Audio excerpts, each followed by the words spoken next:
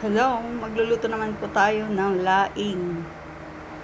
May fresh na dahon ng gabi at yung natuyo. Dinagdagan ko po yan ng fresh para dumami yung aking lulutuin. Kasi baka magkulang, mabitin ang aming uulamin. Ayan. Bali pakukulaan ko lang po yan ng mga ilang minuto. Para po hindi siya makate. Yan po yung technique kong sa pagluluto ng aking laing. Nilalaga ko muna siya, tapos kapag kumulo at maluto na ay aking babanlawan. Kasi po kadalasan ang laing or ginataang gabi ay makate. Depende po sa nagluluto niyan. Ayan, bali pinalambot ko po siyang mabuti dyan. Tapos maya maya igigisa ko na po. Ayan, nagpainit na po ako ng mantika mga kamadam ko, sir. Gigisa ko na po yung aking laing. Nilagyan ko na po ng mantika. Tapos sunod ko po niyan ay luya. Igisa lang po natin mabuti yung luya para masarap, mabango ang ating laing. Mas maraming luya, mas masarap. Ayan, halo-halo lang po mga kamadam ko, sir. Tapos, lagay ko na rin po yung bawang. Pagkatapos ng bawang, sunog po natin yung sibuyas.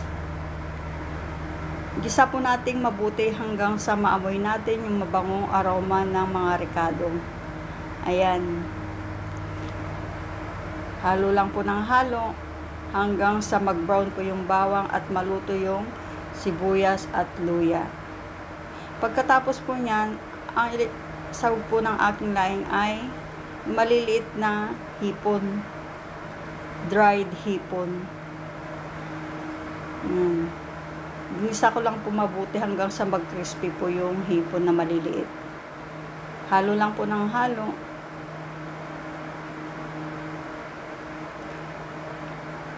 Tapos, lagay na po natin yung nilaga kong dahon na tuyo at fresh. Ayan. Piniga ko po yan para matanggal po yung tubig niya. Kasi kapag hindi mo po yan piniga, yung tubig niyan makati pa rin. Kaya yun, binanlawan ko po yan mabuti mga kamadam ko, sir.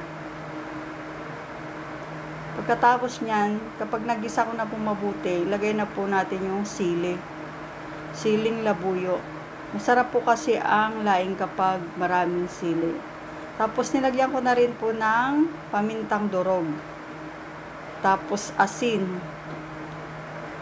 Tapos lagyan na rin po natin ng pampalasang betchin. Ayan. Mas masarap pag maraming gata. Ayan, nilagyan ko na po ng gata. Ang gamit ko po dyan ay Coco Mama. Pero unang gata pa lang po yan mga kamadam pa, sir. May kasunod pa po yan. Sarap. Creamy. Ayan. Halo-haloin lang po ulit natin para mahalo po yung gata. Pagkatapos niyan mga kamadam ko, sir,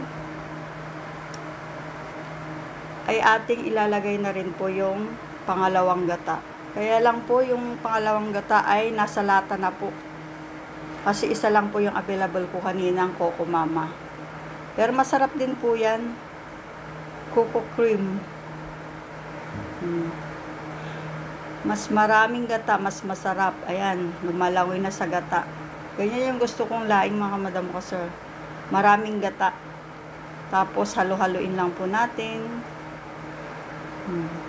Tsura pa lang, mapapatakam ka na. I-ready mo na yung kanin. At tara na't kumain. Yan, halo lang po ng halo. Kapag kumulo na po yan, ay luto na po mga kamadam ko, sir. Tapos, tikman po natin kung anong lasa. Kung matabang po ay magdadagdag po tayo ng konting asin. Ayan na po ang ating inataang laing. Kain na po tayo. Bye! Thank you for watching. Salamat po sa inyong lahat sa pag-subscribe at follow and share. Kain na po tayo. Bye-bye.